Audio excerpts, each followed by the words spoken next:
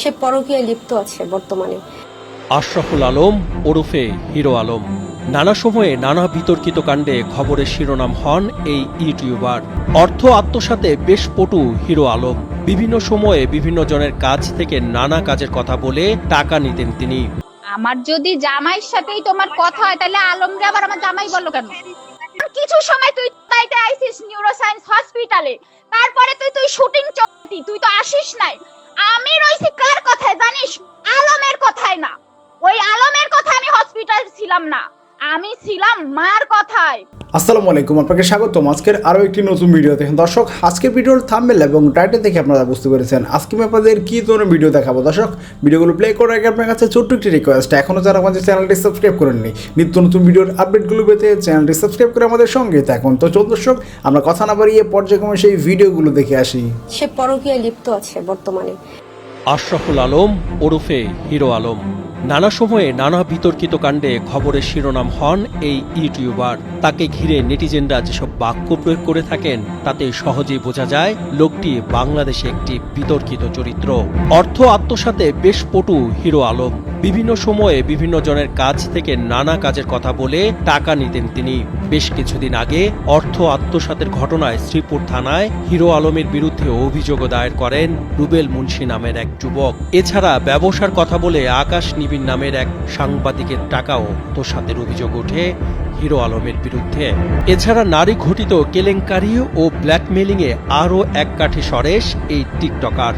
সম্প্রতি বালক বাবার মৃত্যুর পর বর্তমানে স্ত্রী ও মডেল রিয়ামণিকে জীবন থেকে বয়কটের ঘোষণা দেন হিরো আলম। তিনি জানান তার স্ত্রী রিয়ামণি বিভিন্ন বারে নাচ গান নিয়ে ব্যস্ত থাকেন, কিন্তু শ্বশুরের মৃত্যুর সংবাদ পেয়েও তাকে দেখতে না আসায় রিয়ামণিকে ডিভোর্স দেওয়ার সিদ্ধান্ত নেন হিরো আলম। এরপরই নতুন করে আরও একবার আলোচনায় আসেন ডিশ ব্যবসায়ী ও কথিত মিউজিক ভিডিওর মডেল আশরাফুল আলম। তার বর্তমান স্ত্রী রিয়ামণি বিস্ফোরক মন্তব্য করেন আলমকে নিয়ে। রিয়ামণি দাবি হিরো আলম একজন মানসিক বিকারগ্রস্ত লোক। এ বিষয়ে একাধিক মিডিয়াতে কথা বলেন এই মডেল। জানান তাকে নানা সময়ে বিভিন্নভাবে মানসিক নির্যাতন করা হতো। এতদিন সংসারের কথা চিন্তা করে বাইরের কারো কাছে মুখ খুলেননি তিনি। তবে এবার আর চুপ থাকতে পারেননি রিয়ামণি। এর জন্য হিরো আলমের পরকীয়াকে দায়ী করেন তিনি। তার কারণে আমি লাস্ট পর্যন্ত থাকতে পারিনি, সেটা হচ্ছে তার পরকীয়ার কারণে। সে পরকীয়ায় লিপ্ত আছে বর্তমানে। এক নারীতে কখনোই সন্তুষ্ট থাকতেন না কথিত হিরো আলম। নারী লোভী এই ইউটিউবার 2012 সালে প্রথম স্ত্রী সুমি আক্তারের বোনকে নিয়ে পালিয়ে যান। পরে তার বিরুদ্ধে অপহরণ মামলা দায়ের করা হয় এবং পরবর্তীতে স্থানীয়ভাবে বিষয়টি মীমাংসা করা হয়। নারী সঙ্গ পেতে চানাচুর বিক্রেতা থেকে শ্বশুরের অর্থে ডিশ ব্যবসায়ী হওয়া আলম জনপ্রিয় হিন্দি বাংলা গানের মিউজিক ভিডিও তৈরি শুরু করে। মিউজিক ভিডিওতে তার নায়িকারা কেউ টাকার বিনিময়ে, আবার কেউ গোপন শর্তে মিউজিক ভিডিওতে অভিনয়ের সুযোগ পেত বলে অভিযোগ রয়েছে। এছাড়া 2019 সালে নুসরাত নামের এক মডেলকে বিয়ে করে তার গোপন ছবি তুলে ব্ল্যাকমেল করার অভিযোগ ওঠে হিরো আলমের বিরুদ্ধে। এ ঘটনায় পরে মামলা করেন নুসরাত এবং পরবর্তীতে হিরো আলমকে তালাক দেন। আমার যদি জামাইয়ের সাথেই তোমার কথা হয় তাহলে আলমরে আবার আমার জামাই বললো কেন? কিছু সময় তুই তাইতে আইছিস নিউরোসায়েন্স হসপিটালে, তারপরে তুই শুটিং চাইতি, তুই তো আসিস নাই। আমি রইছি কার কথায় জানিস?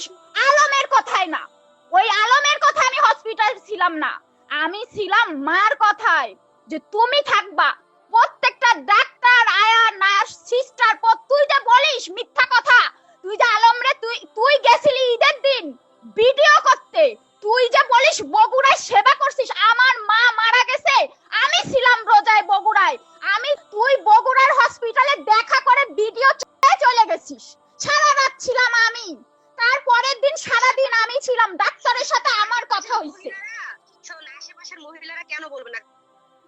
শোনো, আমি হিরো আলমের প্রথম বাচ্চা আমার জীবনে ওই কথা বলিনি। প্রথম বউর সাথে আমি কথা বলবো, আমি সুমির সাথে আমি ভিডিও আসবো, আমি সাংবাদিক সম্মেলন করব। সুমি আপু আমাকে ছোট বোন জানে, তার সাথে আমার কতটা ভালো সম্পর্ক। যদি আলমের বউ হয়ে থাকতাম আমি, তাহলে তো সুমি কখনোই তোর সাথে কথা বলে তুই দিতে পারবি? সুমি বলবে তুই কি দিতে পারবি? তারপর তুই যে বলিস তুই হসপিটালে তোর সাথে আমার 2 দিন দেখা হয়েছে, তুই আমার হাত টেনে ধরছিস যে তুমি থাকো, আমার শুটিং আছে, আমার বাচ্চা অসুস্থ, তারপরে তুই চলে গেলি। তোর সাথে তো আমার ভালোভাবে কথা হয়েছে বসে। তারপরে তুই ঈদের দিন আসলি, আমি বাসায় গেলাম, আমারে মা আমারে বলছে যে তুমি থাকবা, যত টেস্ট হোক। দর্শক আশা করি সম্পূর্ণ ভিডিওটি দেখেছেন। দর্শক এই ভিডিওর সময় যদি আপনার কোনো মতামত থাকে তাহলে অবশ্যই কমেন্ট করে জানাবেন। ভিডিওটি ভালো লাগলে একটা লাইক করবেন। দেখা হচ্ছে এই পরবর্তী কোনো ভিডিওতে। সেই পর্যন্ত সবাই ভালো থাকবেন, সুস্থ থাকবেন। আল্লাহ হাফেজ।